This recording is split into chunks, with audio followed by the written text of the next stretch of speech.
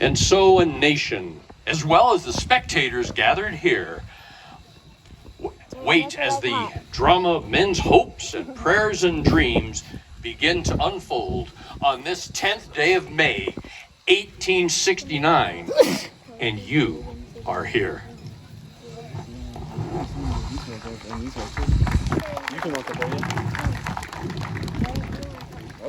Tory to the country. You guys want to go down there?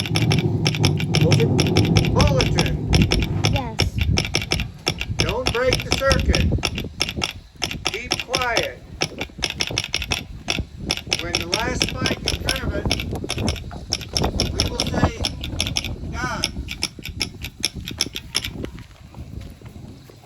Ladies and gentlemen, on behalf of the officials of both railroads, the Union Pacific and the Central Pacific, I bid you welcome. We are met today to commemorate the completion of a project which is a remarkable example of the vision, the determination, and the labor of thousands of men in a union which this day shall be consummated forever. We are assembled here to link the ends of the earth, to join the raw riches of the American West with the finished products of the industrial East. We are also met this day with mixed emotions, with joy that in a combined effort and a common cause, the brains, the sweat, and the muscle of thousands of men have joined together under the guidance of Almighty God. But it is with profound sorrow that we remember and pay homage to the hundreds of men who gave their lives that we might stand here at this moment and share one with another this sacred occasion.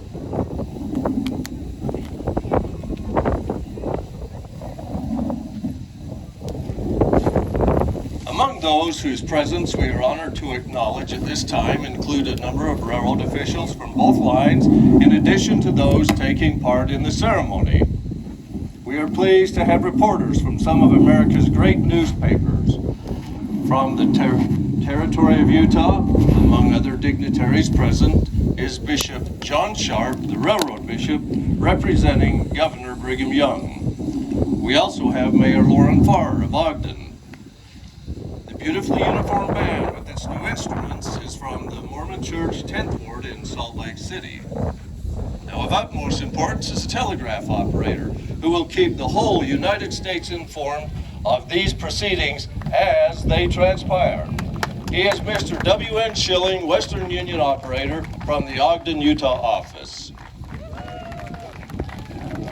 We take pride in the presence of the 21st Infantry Band and some of the men of the regiment.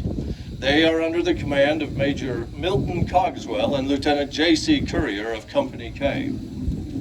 And now, to unite us in thanks to our Creator, may I introduce a man who has traveled many weary miles to be with us today. He is the Reverend John Todd of Pittsfield, Massachusetts.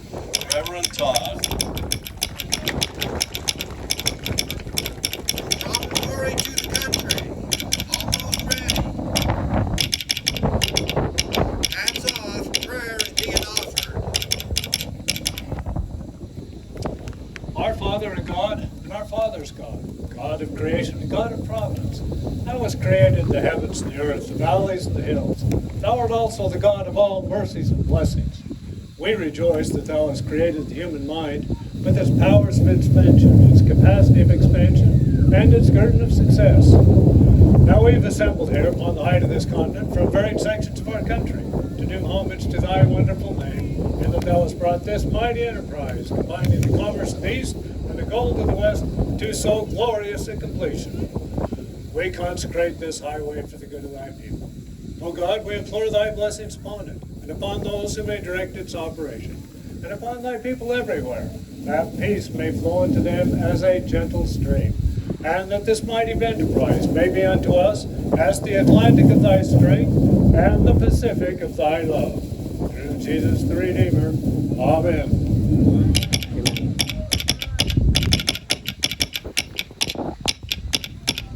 Promontory to the country. Bulletin.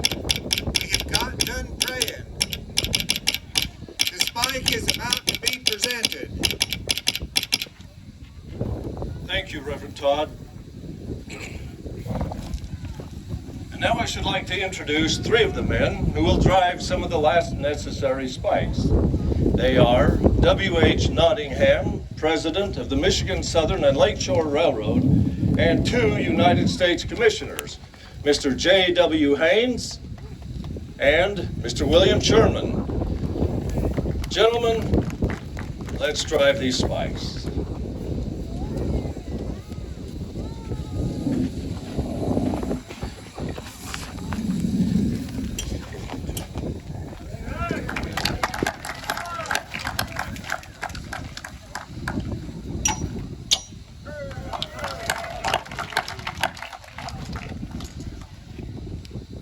Not that one. That's our last spike.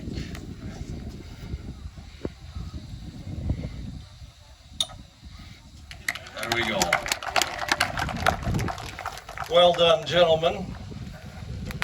At this time, it is my pleasure to introduce a fellow resident of Sacramento, Dr. H.W. Harkness, who will present to Dr. Thomas C. Durant of the Union Pacific Railroad and Governor Leland Stanford of the Central Pacific Railroad two railroad spikes. Dr. Durant and Governor Stanford will then place these spikes into holes that have already been drilled in the Laurelwood tie. But these are not ordinary spikes. Ladies and gentlemen, these are golden spikes made from pure California gold.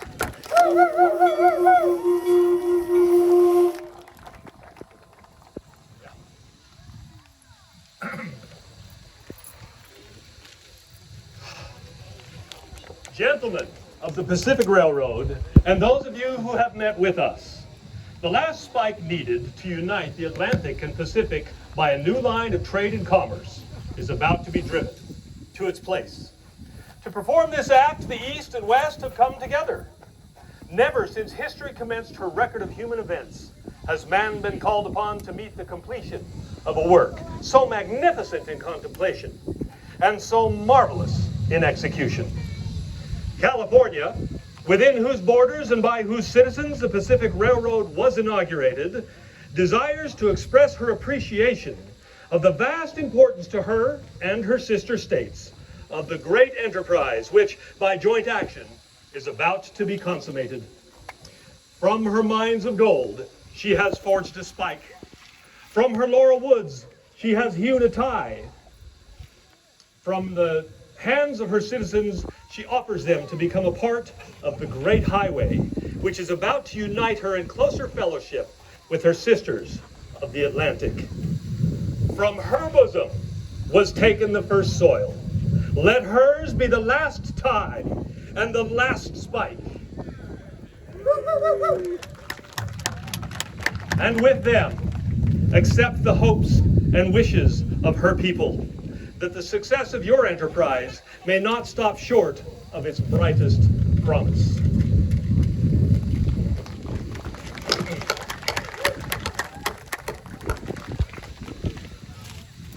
This spike was donated by Frederick Marriott of the publisher of the San Francisco Newsletter. Its inscription reads, "With this spike, the San Francisco Newsletter offers its homage to the great work which connects the Atlantic and the Pacific Oceans this month, May 1869. Hear, hear, hear. In conclusion, I should like to call your attention to this spike, the gift of David Hughes of California, San Francisco. On its head is inscribed the words, "The Last Spike." On three sides, the names of various railroad officials. And on the last side, this sentence, "May God continue the unity of our country as this railroad has unified the two great oceans of the world."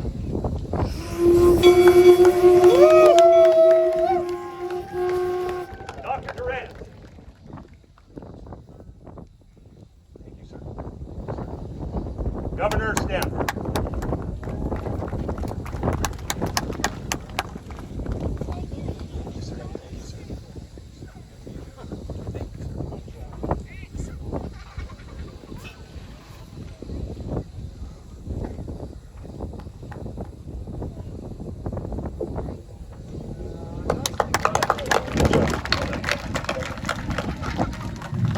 Thank you, Dr. Harkness.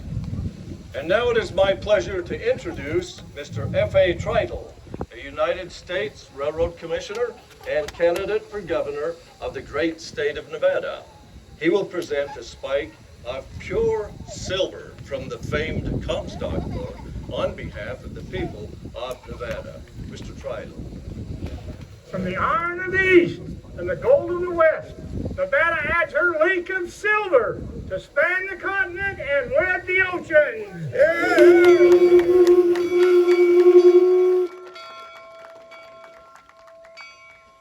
We are highly honored today with the presence of the Honorable Anson P.K. Safford, who is en route to Arizona as the newly appointed territorial governor. He was kind enough to delay his journey to his new headquarters in order to make a presentation on behalf of the Arizona Territory. Governor Safford. Thank you. Ribbed with iron, clad in silver, crowned in gold, Arizona presents her offering to this enterprise that has banded the continent and directed the pathway to commerce.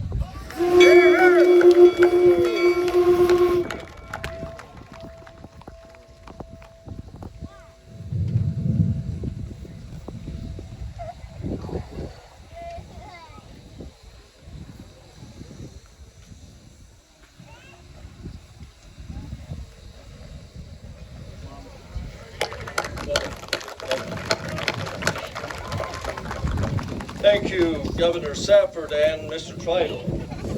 And now, friends, it is not only my duty, but my honor and privilege to introduce a man of vision, a man of courage, a humanitarian, and one who is highly esteemed by those of us who call him our friend.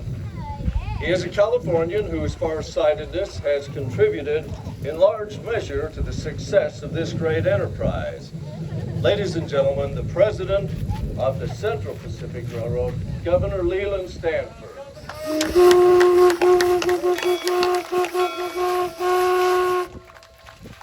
Gentlemen, the Pacific Railroad companies accept with pride and satisfaction these gold and silver tokens of your appreciation of our enterprise. The entire country, east and west, north and south. These gifts shall find a fitting place in the superstructure of our road. And before driving the last spike, allow me to express the hope that the great importance which you are pleased to attach to our undertaking may be in all effects fully realized. These line of rails connecting Atlantic and Pacific and affording to commerce a new transit shall prove, we trust, a speedy port of increased facility. The day is not far distant when 3 tracks will be found necessary to accommodate the commerce and travel that seeks transit across this continent. Freight will then move in one direction, on one track, and at rates of speed answer the demands of cheapness and time. Cars and engines will be light or heavy, depending on the speed required and the weight to be transported. In conclusion, I will add that ultimately we hope to do what is now impossible on long lines.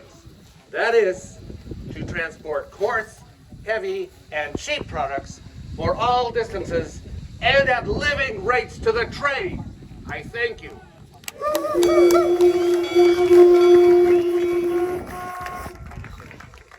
Thank you, Governor Stanford, for your astute, timely remarks. We regret that Dr. Durant is suffering from a severe headache and has temporarily retired to his quarters. In his absence, and in the absence of the President of the Union Pacific Railroad, Mr. Oliver Ames, we have asked General Grenville Dodge, Chief Engineer of the Union Pacific Railroad, to represent his railroad with a few remarks. General Dodge. Thank you. Gentlemen, the great senator from the state of Missouri, Thomas Hart Benton, proposed that at some time a giant statue of Columbus be erected on the highest peak of the Rocky Mountains, pointing westward, denoting this as the great route across our continent. You have made that prophecy today a fact. This is the way to India.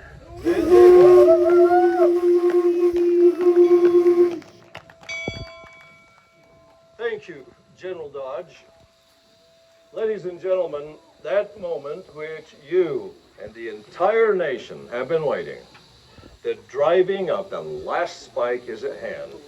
At this time, we wish to commend both railroad companies and their workers for their efficiency and hard work in bringing this monumental undertaking to its successful fruition in a record 6.5 years instead of the 12 years allotted to the venture.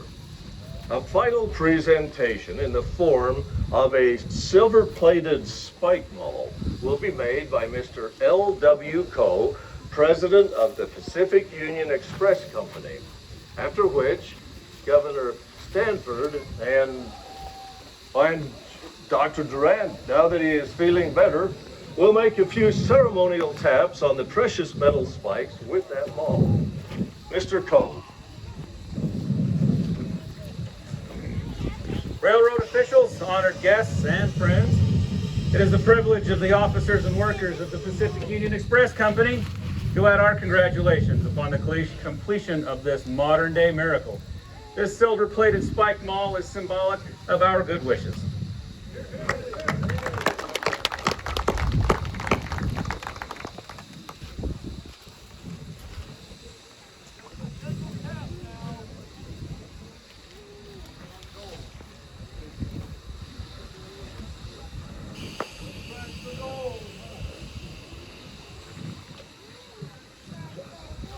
You got the silver, I'll do the gold.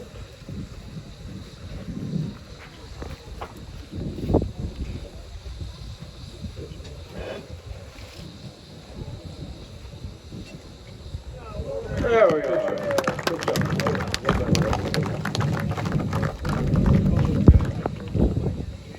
At this point, I should point out that the last spike is a regular iron railroad spike that can be driven with the maul. Both the spike and the maul have been wired to the transcontinental telegraph line so that people everywhere can hear the blows as the spike is driven. And now, ladies and gentlemen, the moment has arrived. Boston and New Orleans have wired that they are ready and waiting. Indeed, throughout the length and breadth of the country, people everywhere are waiting at every Western Union office.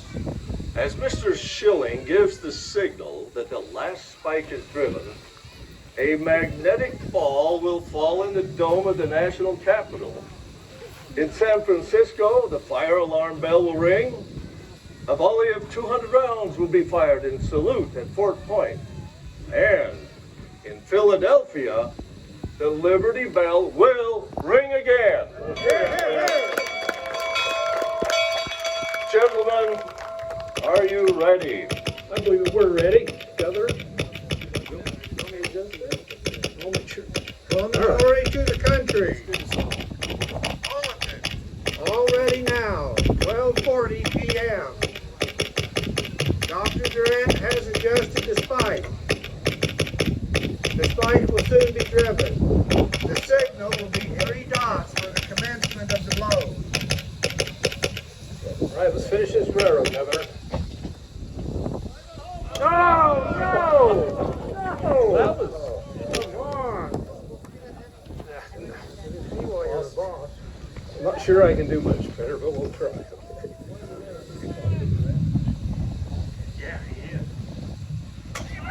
Oh, come on. Can we please get a couple of railroad workers up there to drive the last spike? There we go.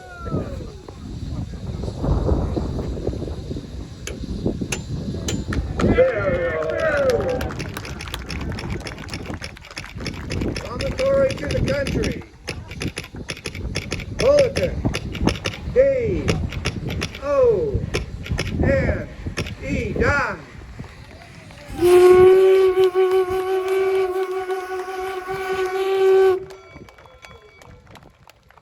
Gentlemen, the Transcontinental Railroad has been completed. Henceforth, there is but one Pacific Railroad of the United States of America. Promontory to President Ulysses S. Grant, Washington, D.C., and the Associated Press, East and West. Final bulletin. May 10th, 1869, 12:50 p.m. Mr. President, the last rail is laid. The last spike is driven. The Pacific Railroad is completed to a junction 1,086 miles west of the Missouri River and 690 miles east of Sacramento City, California. Signed, Leland Stanford, President, Central Pacific Railroad.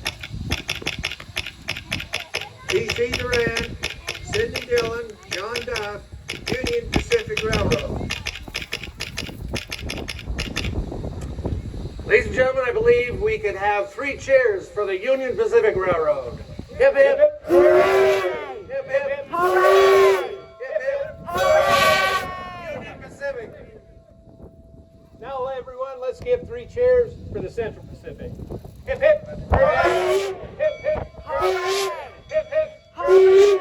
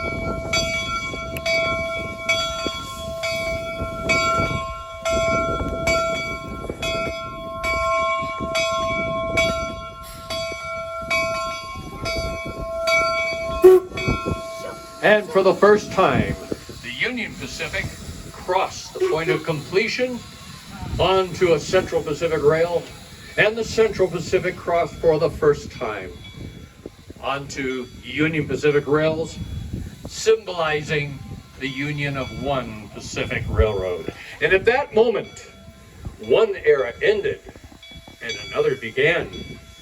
The Golden Spike became a symbol for a better way of life, with new challenges yet to be announced. Ladies and gentlemen, boys and girls, we thank you for joining us here at Promontory Summit, Utah Territory, on this very special May 10th.